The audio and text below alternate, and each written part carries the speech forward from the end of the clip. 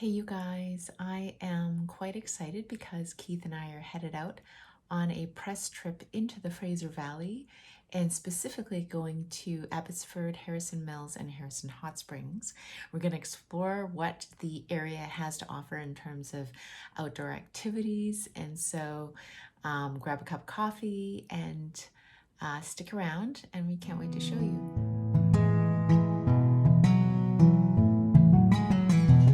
Just in front of our cabin, you can see it's just right there, our cabin, and to my left is the golf course.